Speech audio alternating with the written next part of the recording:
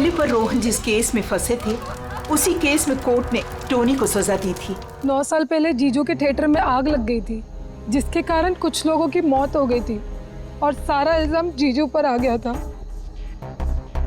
ऐसे कैसे हवा में आग लग सकती है? जरूर किसी की प्लानिंग है। किसी पे शक है आप लोगों को? कौन कर सकता है? कोई भी कर सकता है, अनीता भी कर सकती है। कौन कौन है अनीता? टोनी की वाइफ, और वो आज यहाँ आई भी थी।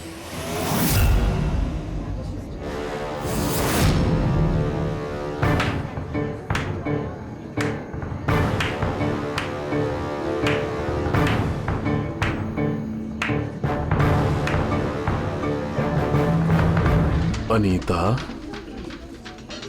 दूसरों का घर बर्बाद करके अपने परिवार के साथ खुशियां मनाई जा रही है।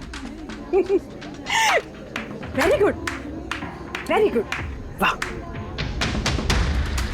लेकिन एक बात याद रखना, उन लोगों की तरह तुम भी तड़प तड़प के मरोगे। सिक्योरिटी! ए चुप! आवाज नीचे। निकालो उसको बाहर, निकालो! आउट! लगता है तुम दोनों अपने अंजाम से वाकिफ नहीं। तुम्हारा बुरा समय अब शुरू हो गया है, याद रखना। तूने जो किया है ना मेरे टोनी के साथ, याद रखना, इसके बाद तू नहीं बचेगा। सुना तूने? ले जा इसको। तू नहीं बचेगा, नर्क में चलेगा तू। अरे देख क्या रहा है, ले जा इसे। नर्क में चलेगा तू, तड़प तड़प के चलेगा, याद रखना। अरे जा।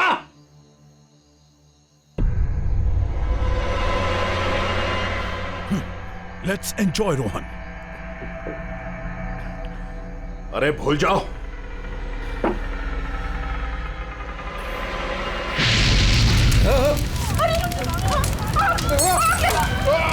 दिलीप और रोहन जिस केस में फंसे थे, उसी केस में कोर्ट ने टोनी को सजा दी थी। अच्छा, किस किस को पता था कि आप लोग यहाँ रेस्टोरेंट में आने वाले हैं? पता नहीं सर।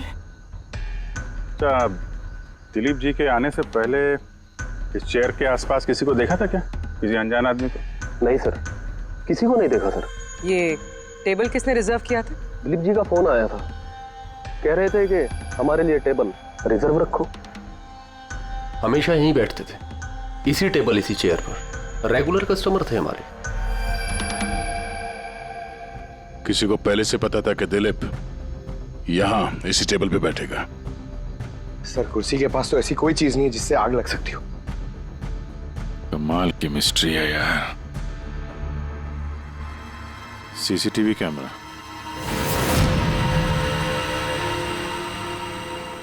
इसकी फुटेज से पता चलेगा क्या हुआ था यहाँ पे। ओह माय गॉड, ये सब कैसे हो गया?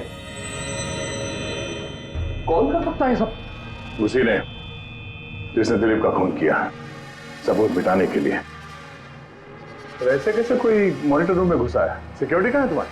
सर, इस रूम में सिक्योरिटी की जरूरत ही नहीं है, इससे पहले कभी ऐसा हुआ ही नहीं है।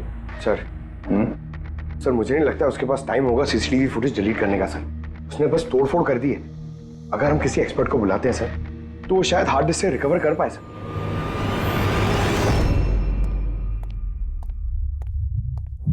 सर, सर 9 साल पहले दिलीप और रोहन का एक थिएटर था जिसमें आग लग गई थी। एग्जिट और एंट्री डोर बंद होने की वजह से इस आग में 12 लोग जल के मर गए। विक्टिम्स की फैमिली ने केस किया तो इन्वेस्टिगेशन में पता चला कि उस वक्त एक गार्ड ड्यूटी पे था। हाँ, टोनी। हाँ सर। सर, कोर्ट में साबित हो गया कि टोनी ने बहुत शराब पी रखी थी और शराब के नशे में वो इतना धुत था कि वो इमरजेंसी एग्जिट भी खोल नहीं पाया। हाँ, बस टोनी की बीवी अनीता ये मानने को तैयार ही नहीं कि गलती टोनी की है। सर, सिर्फ उसका ही नहीं, बहुत सारे न्यूज़पेपर आर्टिकल्स ने भी कोर्ट के इस फैसले के खिलाफ आवाज़ उठाई थी। जब ये हादसा हुआ था उस वक्त दिलीप और रोहन के खिलाफ सॉलिड एविडेंसेस थे, लेकिन फिर केस चलता रहा। 9 साल हो गए। कुछ विटनेसेस ने गवाही बदल दी और कुछ कंट्री से बाहर चले गए। सर, दिलीप और रोहन ने जरूर पैसे और पावर का इस्तेमाल किया होगा और ये बात टोनी को पता चल गई होगी।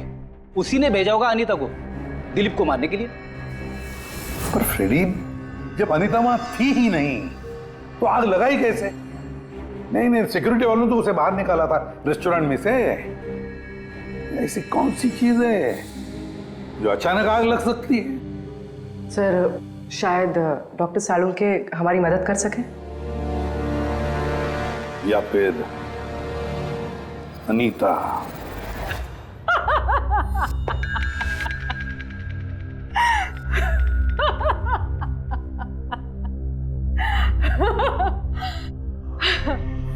किस बात पे इतना हैरान है? मेरी हंसी पे क्या दिलीप की मौत पे? दिलीप की मौत पे तुम इतना खुश क्यों हो रही हो? अब मैं खुश नहीं होंगी तो और कौन होगा? कल रात रेस्टोरेंट से निकलने के बाद तुम कहाँ गई थी? जेल, अपने पति से मिलने। वार्डन के पास सारे रिकॉर्ड हैं, आप चाहें तो चेक कर सकते हैं। वो तो हम करेंगे, और ये भी कि आखिर तुमने वो आग लगाई कैसे? कोई काला जादू किया तुमने? दिलीप को अचानक आग कैसे लग गई? काला जादू आता तो जरूर करती, पर मैं बहुत खुश हूं। ये दिलीप भी उसी तरह तड़प तड़प के मरा है जिस तरह 9 साल पहले वो बेकसूर लोग मरे थे, जिसकी सजा मेरा पति टोनी भुगत रहा है। तुम ये कैसे कह सकती हो कि टोनी की गलती नहीं थी? तुम तो वहां थी नहीं। मैं वहां नहीं थी, लेकिन टोनी यहां था। उस दिन उसकी तबीयत खराब थी। उसने अपने मालिकों से, रोहन और दिलीप से कहा वो जल्दी घर आ गया आग लगने से पहले। गलती उन दोनों की थी। अरे पुराना दरवाजा ठीक ही नहीं करवाया, जिसके कारण वहां आग में वो लोग झुलस के रह गए। मेरे पति की गलती नहीं थी, उन दोनों की थी। तो बहुत गुस्सा आया होगा ना तुम्हें? दोनों को मारने का भी मन किया होगा। 12 लोग मरे हैं वहां। मुझसे कहीं ज्यादा गुस्सा उन लोगों के परिवार वालों को आया होगा, पर वो बहुत खुश होंगे अब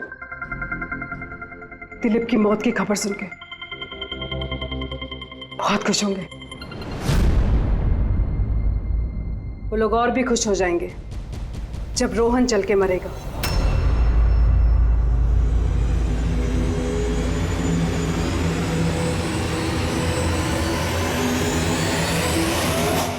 सर 42 लोग हैं, उन 12 विक्टिम के करीबी रिश्तेदार और फैमिली वाले। सस्पेक्ट ज्यादा और वक्त कम।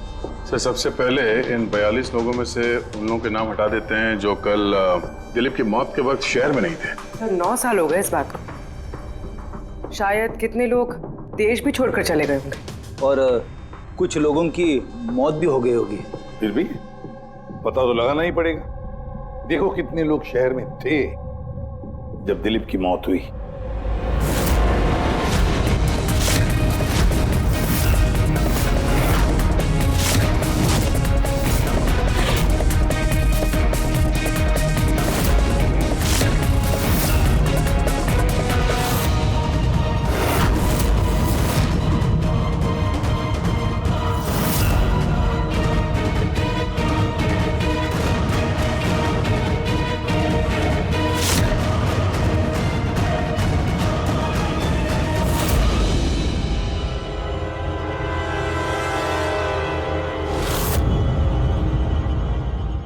हाँ पंकज, कितने बजे?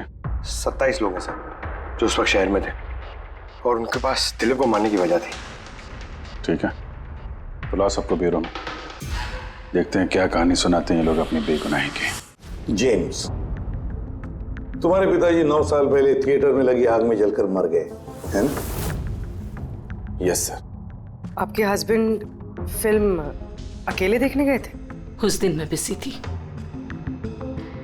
इसलिए वो अकेले ही चले गए। कल रात कहाँ पर थे तुम? सर मैं अपने फ्रेंड्स के साथ था। सर मैं पासपोर्ट ऑफिस गया था। उन दोनों को मैं ऐसे बच के नहीं जाने दूंगी। तो क्या किया तुमने? सोचा कि दिलीप से फेस टू फेस मिलूंगा और उससे पूछूंगा कि तुमने ऐसा क्यों किया? सर उसके बाद मैं अपने फ्रेंड के साथ घर पे गया। मैं अपनी वाइफ के साथ मॉल में था। सर आप मेरे फ्रेंड से पूछ सकते हैं। सर मैं उससे मिलता तो रेस्टोरेंट तक जिंदा नहीं पहुंच पाता। दिलीप को उसके किए की सजा मिल गई। मुझे मालूम चला रेस्टोरेंट से कि दिलीप के साथ क्या हुआ तो दिल को सुकून मिला सर। अब बचा रोहन, उसको भी उसके किए की सजा जरूर मिलेगी। अब इन 27 लोगों में से उन लोगों के नाम रहने दो जो घुमा फिरा के जवाब दे रहे थे और जिन्होंने अपने जवाब पहले से ही तैयार करके रखे थे।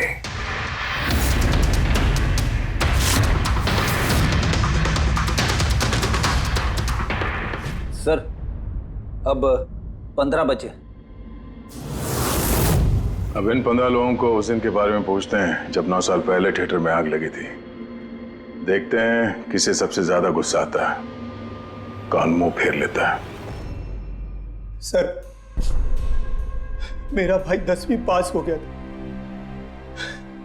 उसने कहा पार्टी देनी है, दोस्तों को पिक्चर दिखाना है, पैसे दो।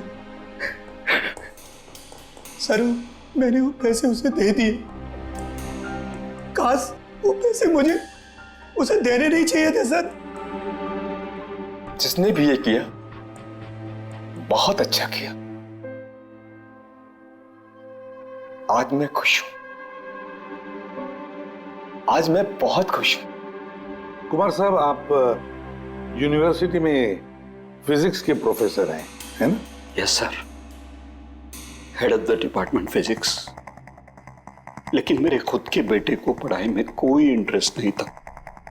बहुत डांटता था मैं उसे, लेकिन अनिकेत के ऊपर कभी कोई फर्क नहीं पड़ा। एक नंबर का बदमाश बन गया था वो। उस दिन भी वो कॉलेज से बंक करके दोस्तों के साथ फिल्म देखने चला गया और सर और वापस घर पे कभी नहीं आया। हिमेश, राइट, कॉन्ट्रैक्टर हो ना तुम? हाँ सर। हिमेश, 9 साल पहले तुम अपनी पत्नी के साथ फिल्म देखने गए थे उस थिएटर में। नई शादी हुई थी मेरी, सलोनी के साथ फिल्म देखने के लिए गया था। उसको भूख लगी थी, मैं समोसे लेने के लिए बाहर गया। मैं वापस आया तो देखा वहां के दरवाजे लॉक हो गए थे। वहां अंदर से लोगों के चिल्लाने की आवाज आ रही थी और धुआं निकल रहा था वहां से। मैंने सब दरवाजे खोलने की बहुत कोशिश की। मैंने बहुत कोशिश की। मैं पागलों की तरह दरवाजा को ठोकता रहा, पीटता रहा। सलोनी करके चिल्लाता रहा। अरे कोई दरवाजा खोल दो यार, सलोनी। लेकिन मैं कुछ नहीं कर सका सर, मैं कुछ नहीं कर सका। अपनी सलोनी को मैं बचा नहीं सका। वहां पे एक गार्ड भी था ना, टोनी, उससे भी दरवाजा नहीं खुला क्या? नहीं था सर। वहां कोई और गार्ड, किसी और को देखा था तुमने? कोई नहीं था सर, कोई नहीं था। मैं 9 साल पहले जो बात कोर्ट में कहा वही आज कह रहा हूं। जब सिनेमा हॉल में आग लगी थी उस वक्त टोनी वहां पर नहीं था सर।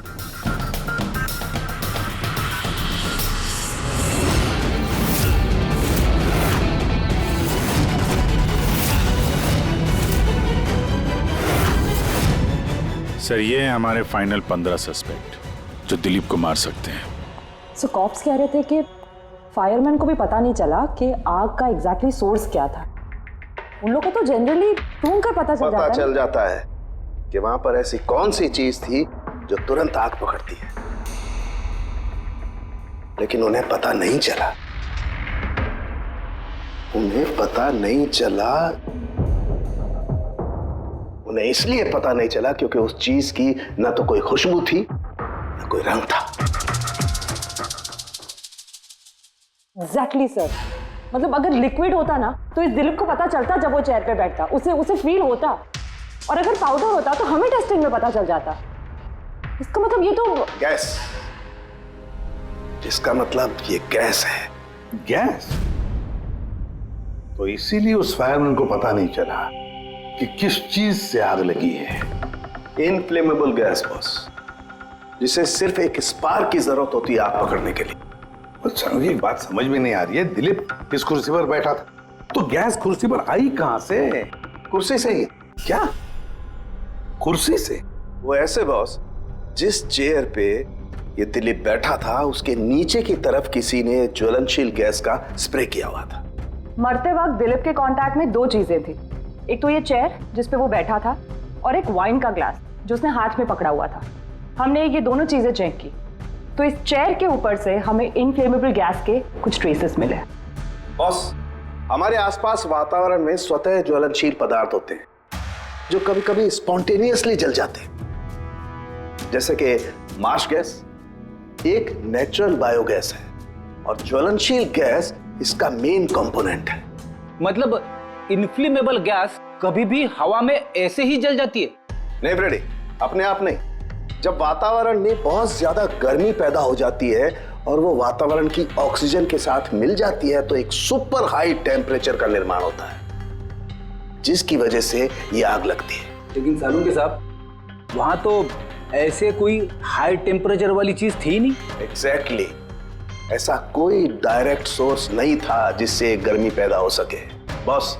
इसीलिए मुझे लगता है खूनी ने कोई एक्स्ट्रा डिवाइस का इस्तेमाल किया है ये अचानक इतना ज्यादा टेम्परेचर बढ़ाने के लिए। और ये कुर्सी तो तैयार बैठी थी, इसे तो सिर्फ एक स्पार्क की जरूरत थी। पर सर, ऐसे कोई हीट कैसे पैदा कर सकता है? हाँ, कर सकते हैं ना पूरी। जैसे उदाहरण के तौर पर मैग्नीफाइंग ग्लास पर सूरज की किरणों को खास तरीके से फोकस करके हम बचपन में कागज जलाया करते थे।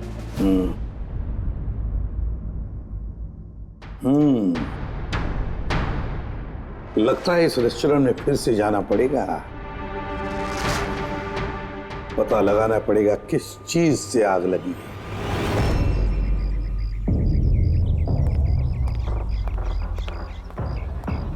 पूरा एरिया छान मार लिया सर, लेकिन ऐसी वो चीज ही नहीं मिली जिससे आग लग सकती है। और ये ओपन रेस्टोरेंट है। जब खूनी ने दिलीप के चेयर के नीचे वो इनफ्लेमेबल गैस स्प्रे किया तो किसी ने तो देखा होगा। वही तो, चेयर में अपने आप आग लग गई और दिलीप चल के मर गया। किसी ने कुछ देखा नहीं और ना ही कोई सबूत हमारे सामने आ रहा है। सर, उस डेटा एक्सपर्ट ने सीसीटीवी फुटेज रिकवर कर ली है, आप देख सकते हैं सर। गुड, तुम लोग यार देख लो, तब तक मैं देखता हूँ यहाँ पे कुछ मिलता है क्या। सर, दिलीप और उसकी फैमिली के आने के 15 मिनट के पहले की फुटेज है ये।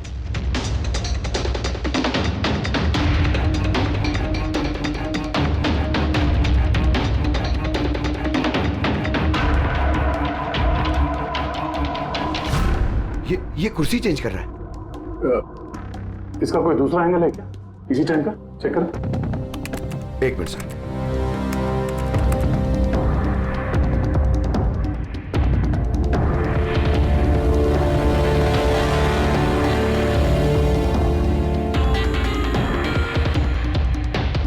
ये कुर्सी के साथ क्या कर रहा है?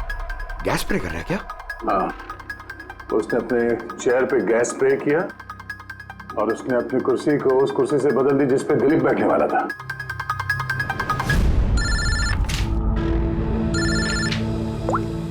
आ गया। अच्छा, great, good work, good work. क्या हुआ सर? जिसने भी दिलीप की कुर्सी के साथ छेड़खानी की ना, उसका पता चल गया है। वो एक आदमी है, उसका मिलता जुलता हुलिया भी मिला है। अब देखते हैं, जय भेजने वाला है फोटोग्राफ।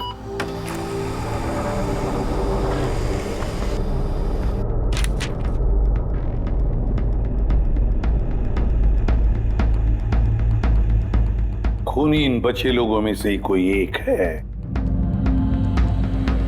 इन्हीं में से एक। और अब इसका अगला शिकार रोहन है।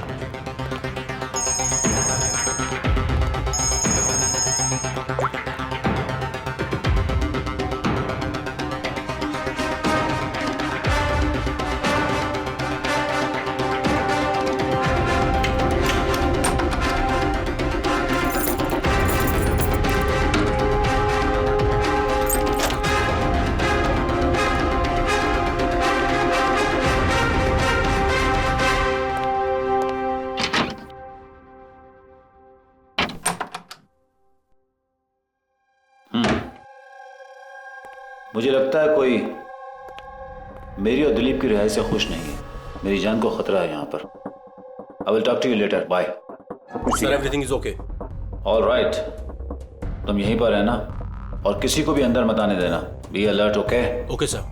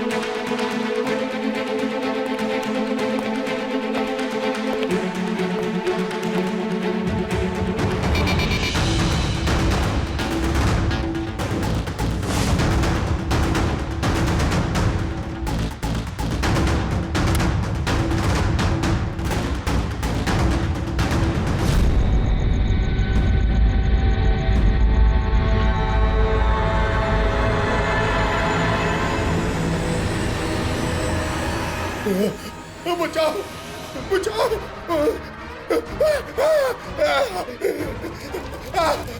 बचाओ परे परे बचाओ बचाओ कोई है कौन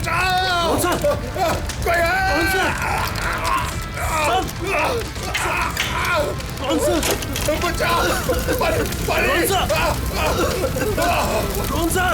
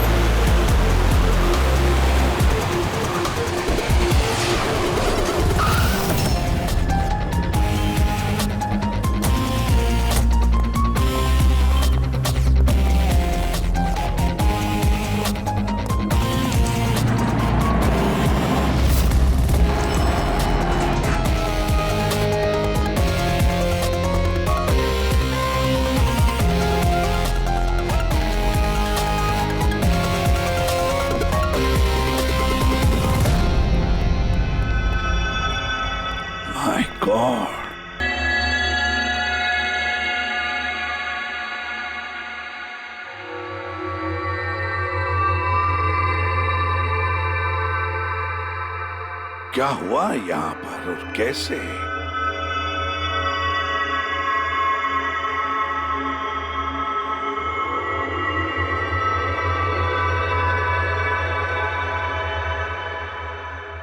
यहाँ पर भी और किसी किस्म की कोई स्मेल नहीं, सिवाय इस जली हुई लाश की बदबू के। यानी ये मर्डर भी इन्फ्लेमेबल गैस से हुआ है? शायद। ये सब हुआ कैसे? हाँ? सर मैं रोहन सर का बॉडीगार्ड हूं सर। अच्छा, तो फिर ये आप लोग कहाँ थे जब ये सब हुआ? सर रोहन सर ने मुझे बाहर निगरानी के लिए कहा था, तो थोड़ी देर के बाद सर उनके चिल्लाने की आवाज आई तो मैं उनके कमरे की तरफ भागा, लेकिन सर दरवाजे के चारों तरफ से धुआं देखा तो मैं दूसरी चाबी से दरवाजा खोल के अंदर गया तो देखा कि सर रोहन सर जले पड़े थे। आप लोगों को भी कुछ पता नहीं है? कमाल है, कमरे के अंदर कोई लीड नहीं मिला, शॉर्ट सर्किट नहीं हुआ है, ये पर्दा अंदर से बंद है, ये विंडोज परमानेंटली क्लोज्ड है, कोई बाहर से अंदर भी नहीं आ सकता। अब बाहर से अंदर कोई व्यू भी नहीं है, कोई देख नहीं सकता, तो फिर आदमी मरा कैसे? इससे लगी है आग बॉस।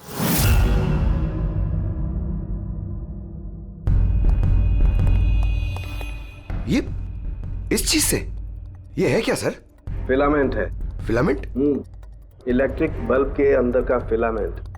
और जब इस फिलामेंट में इलेक्ट्रिक करंट पास होता है तो ये गर्म होकर के लाल हो जाता है। बॉस, खूनी ने भी इसी टेक्निक का इस्तेमाल किया है उस ज्वलनशील गैस को जलाने के लिए। पर वहां रेस्टोरेंट में जहां पर दिलीप की मौत हुई थी, वहां पर तो हमें ऐसा कोई फिलामेंट वगैरह नहीं मिला। और इतनी छोटी सी चीज है, वो खुली जगह है, उड़ गई होगी शायद कहीं। लेकिन यहाँ तो पूरा कमरा बंद है, इसीलिए पलंग के नीचे मिल गया मुझे।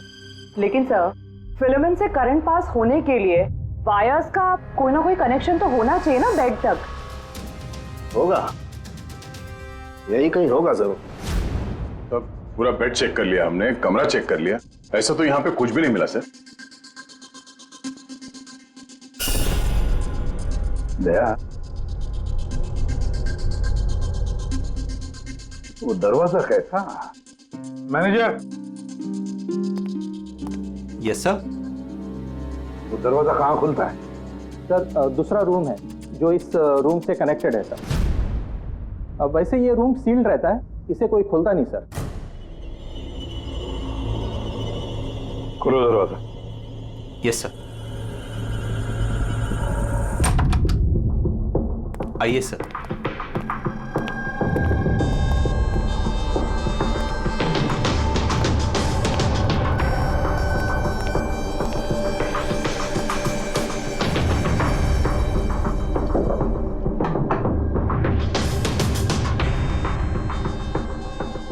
मैनेजर साहब, किसका कमरा है ये? कौन रहता है इस कमरे में? गेस्ट है कोई सर, डिटेल्स चेक करनी पड़ेगी। मंगाओ। Okay sir.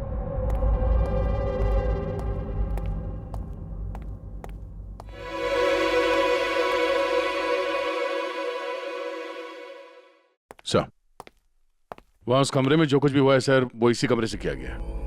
लेकिन अगर करंट इस रूम से पास किया गया है तो यहाँ से उस बेड तक कोई ना कोई वायर तो होनी चाहिए ना।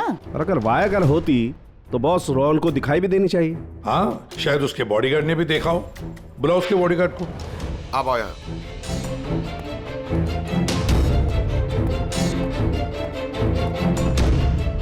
एक बात बताओ, जब तुम रोहन के कमरे में आए थे तब कोई वायर देखी यहाँ इस दरवाजे से उस कमरे में जाते हुए? कुछ भी नहीं सर, रोहन सर के रूम के अंदर जाने से पहले मैंने रूम को पूरी तरह से चेक किया था सर, लेकिन वायर जैसी कोई चीज उस रूम में नहीं दिखाई दी। ठीक है, जाओ तुम। जो कुछ भी हो दया, खूनी ने इसी दरवाजे का इस्तेमाल किया। इस दरवाजे से वो रोहन के इस कमरे में आया, उसने बेड पर इन्फ्लेमेबल गैस स्प्रे किया और किसी भी तरह से फिलामेंट को करंट दे दिया। बस फिलामेंट गर्म हो गई और इन्फ्लेमेबल गैस ने आग पकड़ ली, रोहन की मौत हो गई। बस एक बात पक्की है, ये जो कोई भी है उससे इलेक्ट्रिक और केमिकल्स की बहुत अच्छी जानकारी है। प्रोफेसर कुमार, फिजिक्स का प्रोफेसर कुमार, उससे बढ़कर और कौन जान सकता है इस सारे मामले में? दया, अच्छा इस प्रोफेसर कुमार से मिल लो।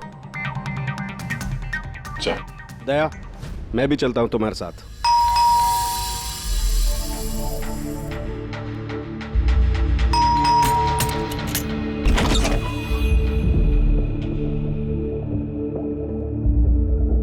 प्रोफेसर कुमार है घर पे? हाँ है, लेकिन आप लोग? सीआईडी सब ठीक तो है ना साहब? हाँ, उनसे कुछ पूछताछ करनी है। कहाँ है वो? बाहर बच्चों को पढ़ा रहे हैं, मैं बुला के लाता हूँ। कोई बात नहीं, हम देखते हैं।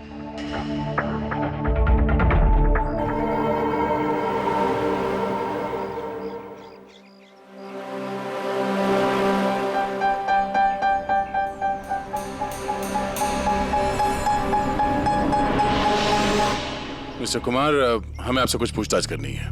पूछिए, क्या पूछना है? इसे पहचानते हैं आप? ये तो फिलामेंट है। गुड, सही पहचाना आपने। आपको पता ही है फिलामेंट हमें कहाँ से मिला? ये तो आप ही को पता होगा कहाँ से मिला आपको। रोहन के बेड के नीचे से। कल रात उसी बेड पे रोहन जल के मर गया। व्हाट? रोहन की भी डेथ हो गई? कल रात आप कहाँ पर थे? रात 9 से लेकर सुबह 3 बजे तक। आप मुझ पर शक कर रहे हैं? ये हमारे सवाल का जवाब नहीं हुआ मिस्टर कुमार। कल मैं पूरा दिन और पूरी रात घर पे ही था। कोई गवाह? जी हाँ, मेरा नौकर रामू और विकास, प्लीज कम हियर।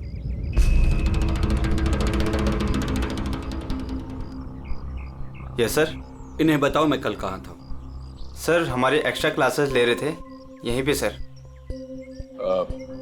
कितने बजे से कितने बजे तक? सर शाम के 6 बजे से सुबह के 5:30 बजे तक। सर हमारे एग्जाम आने वाले हैं ना, तो हमने ही सर को रिक्वेस्ट किया था एक्स्ट्रा क्लासेस लेने के लिए। ठीक है सर, तुम जाओ बेटा। सर मेरे 5 स्टूडेंट्स और भी हैं जो कल सुबह 9 बजे से लेकर 5:30 बजे तक हमारे साथ थे। कहें तो उनको बुला लूं? ठीक है। अब मैं जा सकता हूं सर, बच्चों को पढ़ाना है। Please please. Thank you.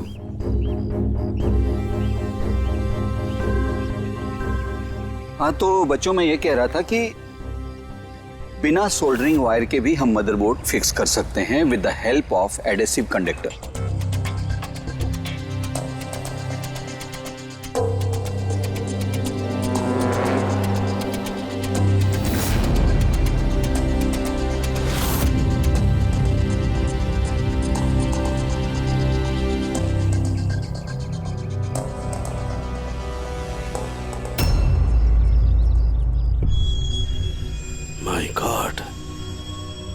My God यार, ये क्या बात? क्या? अरे यार, ये गलती मुझसे कैसे हो गई?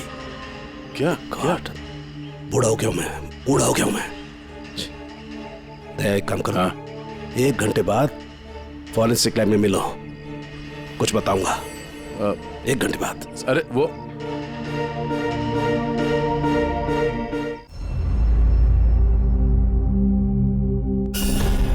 लो बस, एक काम करो, इस स्विच से इन बल्ब्स को जलाओ।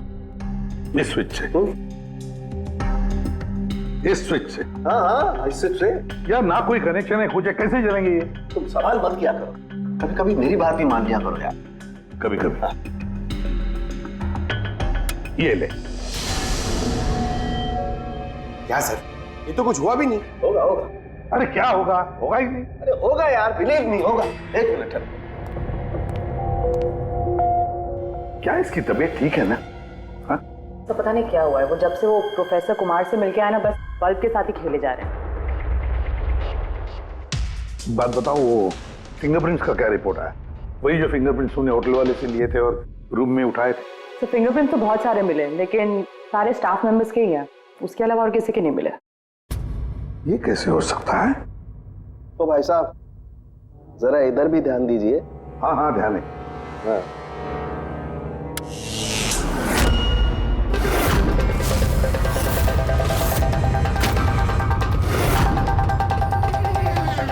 अरे सर, ये बल्ब जलने कैसे लगे? क्या बात है सालुंके साहब, बिना वायर के सारे बल्ब जला दिए। लेकिन सालुंके साहब, ये सब आपने किया कैसे?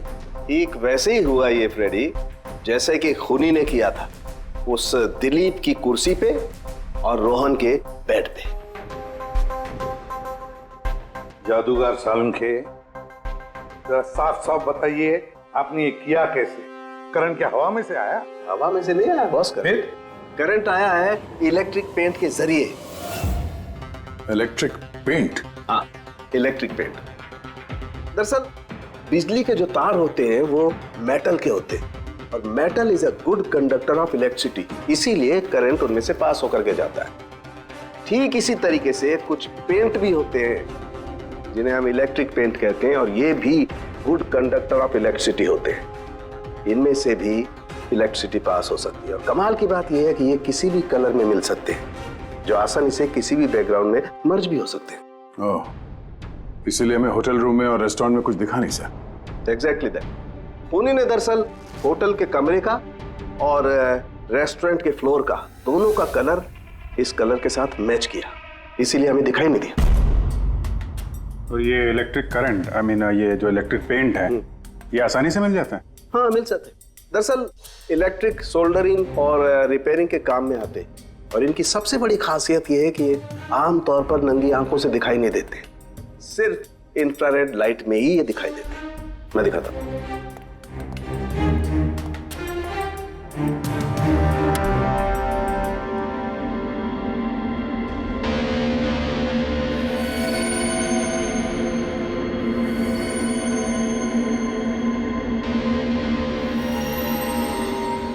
बॉस? हाँ, खूनी ने भी ऐसे ही इस इलेक्ट्रिक पेंट का इस्तेमाल किया और ये सर्किट बनाया।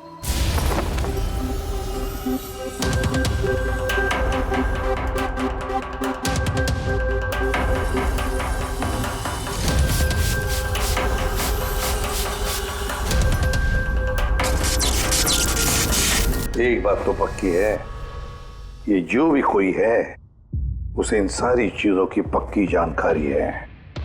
मगर सर, इनमें से खूनी कौन है? इस प्रोफेसर से तो मिल लिए सर, ये तो नहीं है। ये बंसी? बंसी तो एक क्लर्क है, और मुझे नहीं लगता कि एक क्लर्क को साइंस की इतनी जानकारी होगी। सर, इनमें से सबसे ज्यादा पढ़े लिखे तो ये प्रोफेसर ही लग रहे हैं। कोई ऐसा जो प्रोफेसर जितना इंटेलिजेंट तो नहीं है, लेकिन इसे इन सब चीजों की जानकारी है।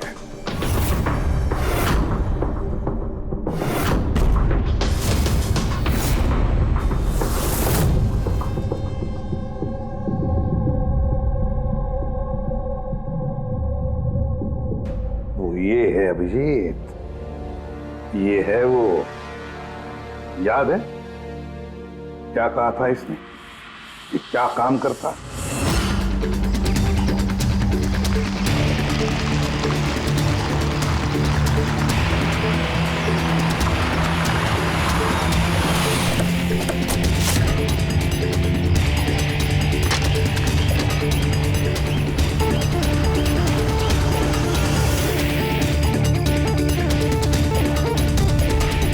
चले ससुराल।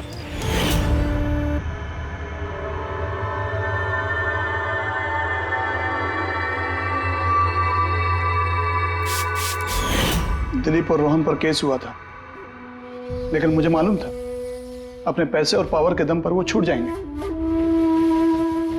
लेकिन उनके पास पैसा था तो मेरे पास दिमाग।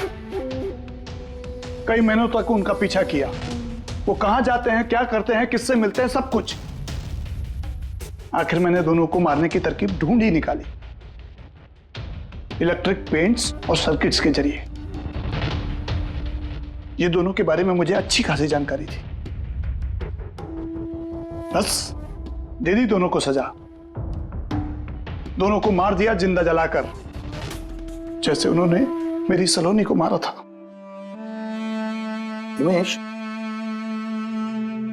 तुम्हारी पत्नी के साथ जो कुछ भी हुआ उसका हम सबको अफसोस है, लेकिन दिलीप और रोहन को मारकर तुम्हें क्या मिला? क्या तुम्हारी पत्नी वापस आ गई? बदले की आग में तुमने 2 लोगों की जानें ली।